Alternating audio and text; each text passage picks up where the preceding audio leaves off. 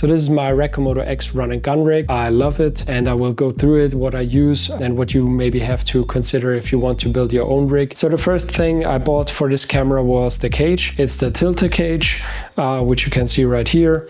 It's a full cage, which also has lens support, which I don't have on right now. And I think Arca Swiss plates on the back, which I also don't use at the moment. You can see it's open right here and also on the other side. So it's only connected on the front and on the bottom plate and on the top plate.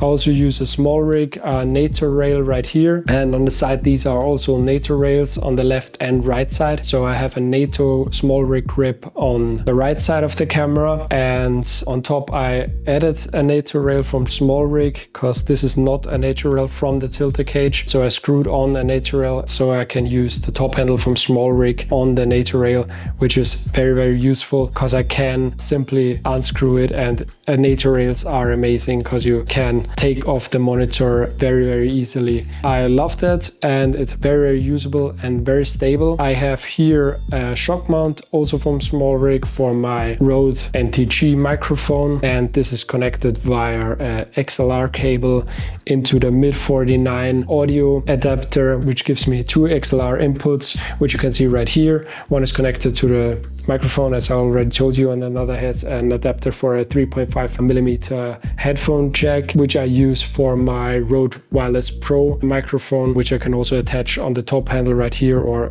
on top, which I also use for interviews or stuff like that, where I need lavalier microphones, which I have on right now, but right now it's connected to my R5C. Another thing you really have to pay attention to if you build the rig is you have to buy a V-mount battery, which has the D-tap on top, and also the USB A and C if you want to power any accessories out of the V-mount battery. Because if you have the D-tap on the right side of the V-mount battery, you can't connect anything because there is the Wi-Fi antenna and also the SDI port, so it's completely blocked. And even if you unscrew the antenna, you cannot fit anything right here, so the D-tap is pretty much unusable. You have to keep that in mind. So I have the FX Line Nano 2 batteries with 98 watt hours, and they are very good. They can power the monitor and the camera under normal circumstances, I think for 1.5 to 2 hours. And yeah, I have 3 batteries. I have 2 Nano 2 and 1 Nano 1 battery, and they are very usable for this camera. They also show me the battery life on the back of the camera. Right here I have 2 D-taps on top, and on the left side of the battery I have a USB A and a USB C, and you can charge the V-mount battery over the USB-C port, which is also very useful. Here I have the Tilta Mirage map box with the variable ND filter, which I have right here. You can simply slide it in from the top, and there you have your variable ND filter, which you just can rotate right on top, which you can also do right here.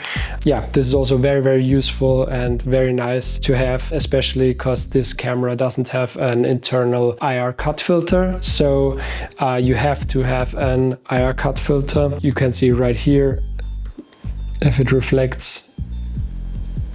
Yeah, I don't know if you can see it right now. Yeah, you can see it right here.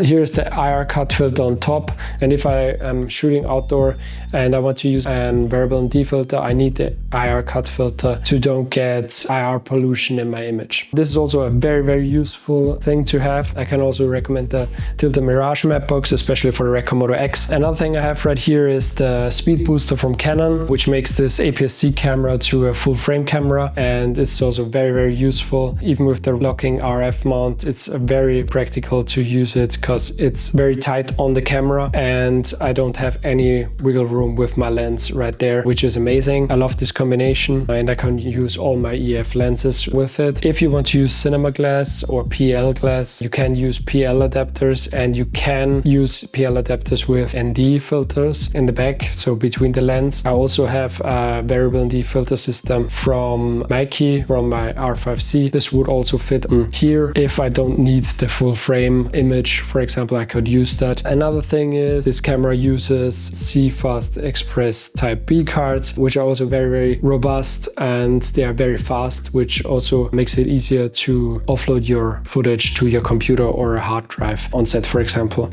It also saves you some time. You also have to use something to get audio. I already told you I have the Mid-49, and I have also from RED the 5-pin to 3.5mm headphone jack cable, which is €80, which is really, really expensive for one cable.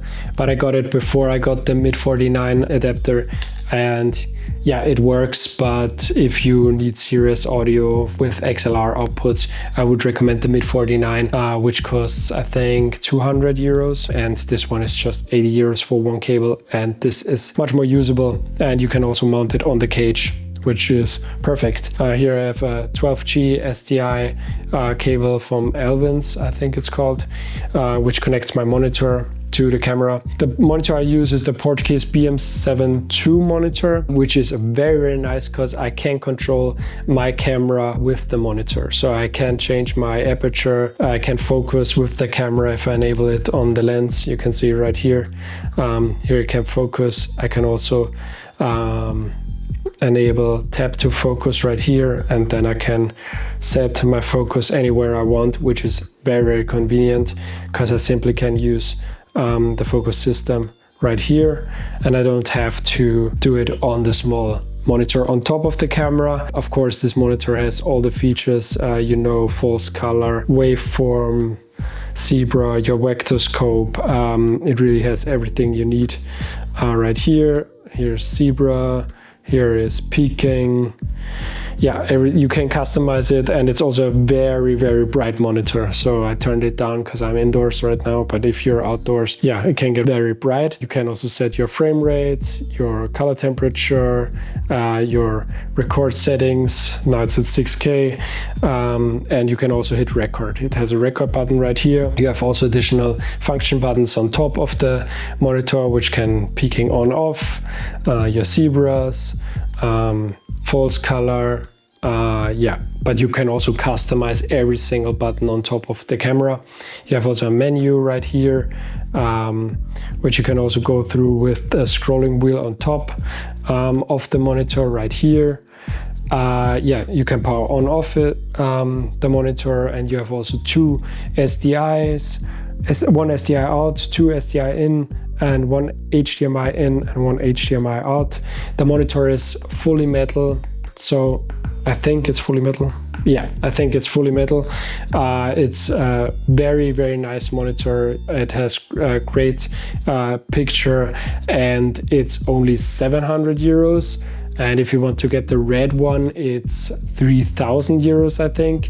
So yeah, I would really recommend this monitor instead of the RED monitor. But the only downside is you have to use an SDI cable, and you can damage it if you don't follow the SDI protocol. You have to remember that. But that's with every camera which uses SDI ports. So yeah, I think that's basically it. That's everything I use on the RED Komodo-X. It's a very nice camera. I love the rig I have right here. It's very, very lightweight.